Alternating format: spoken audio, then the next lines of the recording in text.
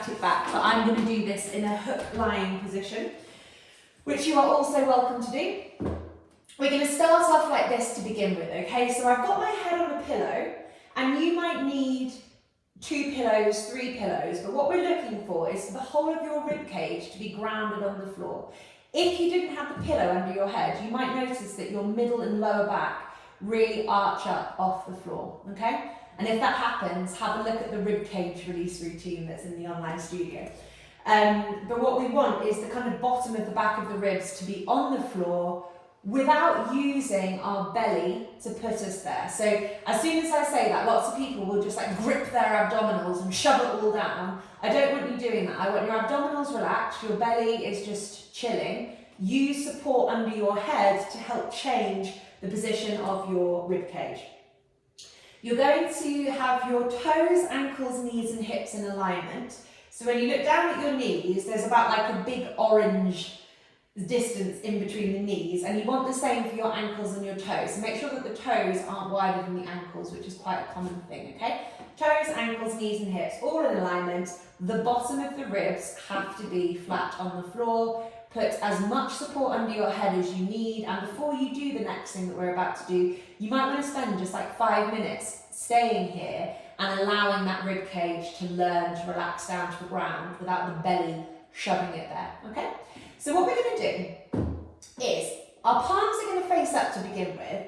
We're going to squeeze our palms firmly, or our hands, sorry, firmly into fists. So I said at the beginning, I think one of the problems that we have is that everyone's in this kind of like halfway house, limpy, claw hand position, and we're neither definitively scrunching our hands up, nor are we stretching our hands out. So this is what we're going to be doing in this exercise, which is an Ellie special. So palms are facing up, and we're going to squeeze our fingers into strong fists, and really try and be as strong as you can, okay? So everyone's going to be a bit different here. Again, if you've got arthritis and stuff, you're not pushing it too hard, but you're just finding what you can do. But for those of you who don't have arthritis and who are just kind of weak in your hands, be as strong as you can be. And we're going to keep our upper arms and our shoulders still, and we're going to turn our palms over. So what we're doing is we're pronating and supinating our lower arms, okay? I'm just going to sit up and show you that so you can see what I'm doing on both sides, but these are my arms and this is what I'm doing. And I'm trying to create that movement. It's easier when I'm laying down. I'm trying to create that movement from the elbow downwards. We're not trying to move the shoulder quite yet. We're just teaching our wrists to supinate, pronate, supinate, pronate, whilst our hands are in the fist, okay?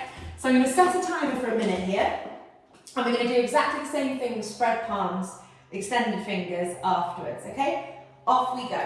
So clenching the fists hard, turning the hands over, so we're twisting the elbows, and we're just going to do this nice and slowly.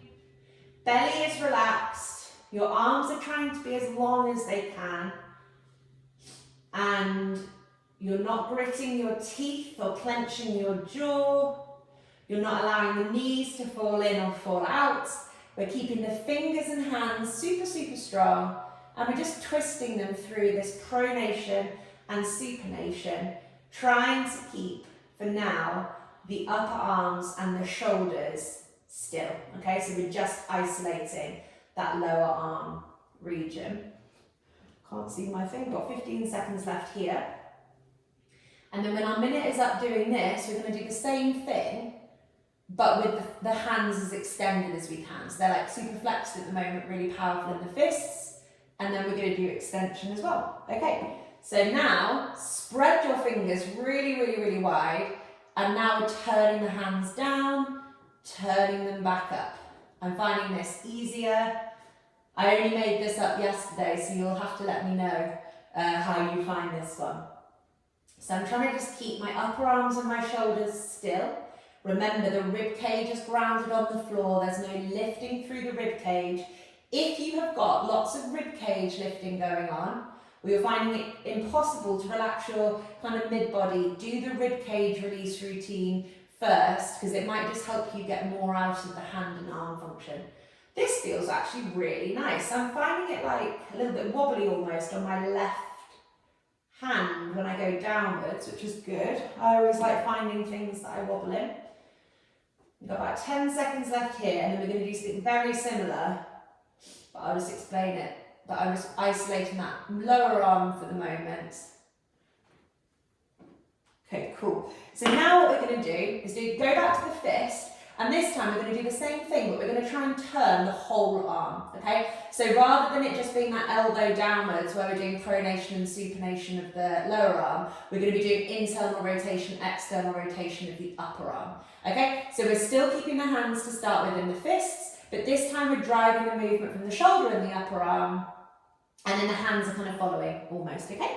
So, oh, what's my timer doing? Cool. So another minute here. 3, 2, 1. Off we go. So the whole arm moves in on both sides. The whole arm moves out. I'm leading from the shoulder and the upper arm this time, and the kind of lower arm is following. So I'm really trying to get my shoulders rolling up and away. I'm pulling them back and down. The arms are rotating in the socket and the shoulders are moving, and I'm keeping my fingers really nice and clenched, okay? So keeping that nice strong fist, and then we're going to do the extended palm afterwards. So I'm just mobilizing the arm and the shoulder. I'm going to hopefully loosen up the upper back and the shoulder area. Be wary, it's not your neck doing the movement, and it's the arms. Keeping your breath nice and steady. Belly stays relaxed. This is actually, the more I'm doing this, I can really feel this is like massaging out that little bit of tension that I've got on my right hand side. So this is nice, as my right shoulder blade is moving, I think. It's just relieving some of that thoracic tension I have. Lovely. Okay, we've done a minute there. So now we're going to do exactly the same thing, but this time our hands are going to be really, really spread, trying to get as much distance as possible in between your thumb and your fifth finger, okay? So really spread them wide, doing the same thing, but this time it's the whole arm rolling forwards and backwards, not just that lower arm, okay? 3, 2, 1, off we go. Rolling from the shoulders. Thinking about the shoulders and the upper arms moving, so the shoulders are rolling up and the arms are kind of rotating in, palms are going down, the fingers are spread really wide, and then as I come backwards, I'm rolling the shoulders back, the arms are opening up and the fingers are still spreading really wide apart from each other. The movement is initiated from the shoulder girdle and the hands are following, but the hands are still trying to stay nice and wide apart from one another, or sorry, the fingers are, to really stretch out the palm, trying to keep your neck long. So you might notice if you're doing anything like what I was doing, I was starting to tilt my head backwards then, and that's why the cushion is so helpful, because it helps me stay relaxed in my spine, which includes the neck and obviously the rib cage, but it's helping me isolate my arms and shoulders and hands a little bit more. And that's our minute there.